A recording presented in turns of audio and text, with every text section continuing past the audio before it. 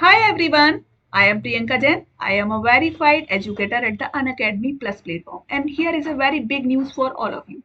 Soon we are starting new batch courses. Okay, one of my batch course is starting for the revision of inorganic chemistry. If you are preparing for CSIR NET, you will know that there is an exam on 29th of January. Okay, so there are 2 months left. So we have decided to launch a new batch course, full revision course of the inorganic chemistry. Here we will see full revision with the PYQS. Okay, previous year questions. We will solve that questions. We will see quick revision. All the things you will see here. Okay, this batch course is starting from 8th of December.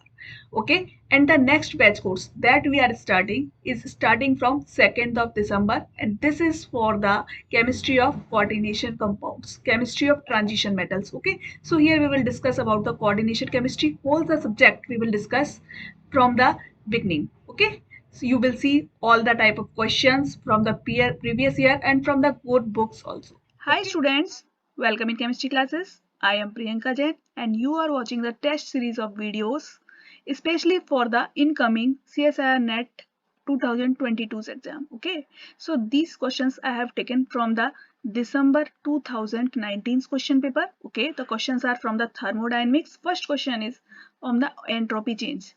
See the question. Consider the entropy change in a system undergoing transformation as depicted in the diagram. We have given a transformation. It means at 25 degrees centigrade to 50 degrees centigrade, the entropy change is del S1, while from 50 degrees centigrade to 75 degrees centigrade, the entropy change is del S2. Okay, and in total, the entropy change, overall entropy change is del S. Okay, so we have to find out firstly the relationship between these two, del S1, del S2, and del S. Okay, okay, so for this you should know one thing. We know that entropy is a state function. Entropy is a state function. What is meaning by state function? It means it depends only on the initial and the final state of the system. This is the initial state, okay, and this is the final stage, okay. So this will depend just only on these two stages, okay.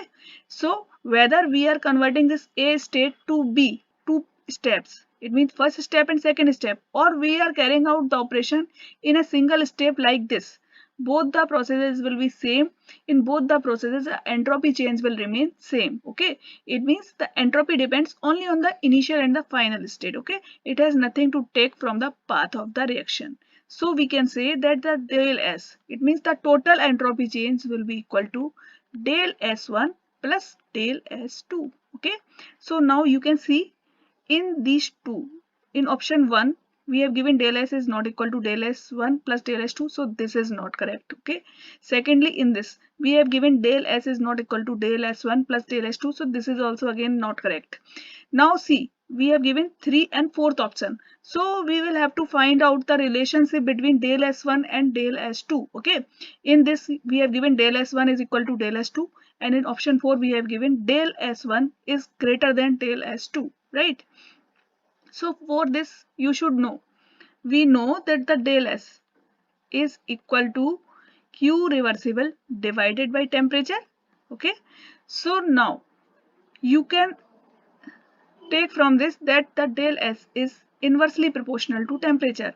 As the temperature increases, as the temperature is increasing, the entropy change will decrease. Okay, so the entropy change will decrease with increasing the temperature. Okay, so now you can see here, from here to here, 25 degrees centigrade to 50 degrees centigrade. Okay, this is the lower temperature, while 50 degrees centigrade to 75 degrees centigrade, this is the higher temperature. Okay, so del S2 is for the higher temperature, so its value will be lower.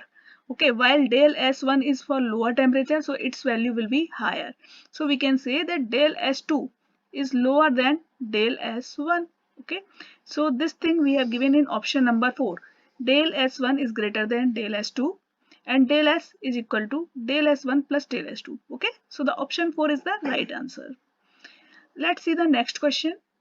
Alright, let's see the next question again from December 2019's question paper, and this is also on from thermodynamics. What is the question? The molar composition of a mixture of P and Q at equilibrium is 3:1. P ratio Q is 3:1. A small disturbance in the composition results in a change in chemical potential of P by 10 joule per mole. Now the chemical potential of Q will change by, okay. So we have to find out the change in the chemical potential of Q, okay. We have given a binary mixture, okay. We have given binary mixture. The two components are P and Q, okay. We will use here Gibbs-Duhem equation. What is Gibbs-Duhem equation?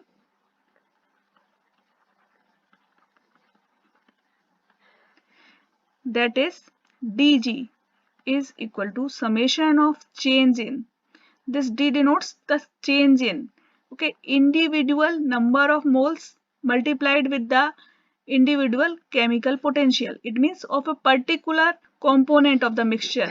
Mu I is the chemical potential of that particular component, and here n is the number of moles of that particular component, right? So here we have given that the mixture is of two component. One component is P, another one is Q.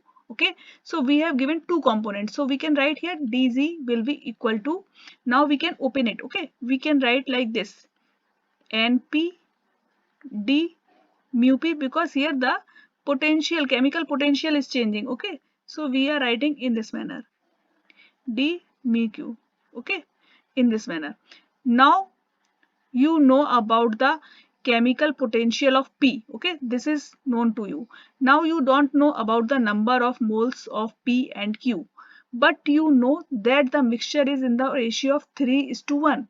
Okay, it means if the number of moles of P is equal to 3, then the number of moles of Q will be equal to 1. That is the ratio. Okay, now what about the dz? See here, we have given, what thing we have given, that the mixture is at equilibrium. Equilibrium means del G will be equal to 0. We know at the equilibrium, the change in Gibbs free energy is equal to 0. So we can write here 0. So 0 is equal to, now put here the value of P, NP and NQ. Okay, so 3. And the change in the chemical potential of P we have given is 10 joules per mole. Okay. So we will write here 3 into 10 plus now number of moles of Q into dq, this d mu q. Okay, this we don't know. This we have to find out. Okay, so this thing now we know. Okay, so we can write here d mu q is equal to, this term will go here, so it will be minus 30. Okay, so this value is equal to minus 30 joule per mole. Okay, now you can match it. Option number 3 is the right answer. So in this way you have to do the question. Meets you in the next video with some more questions. Thank you.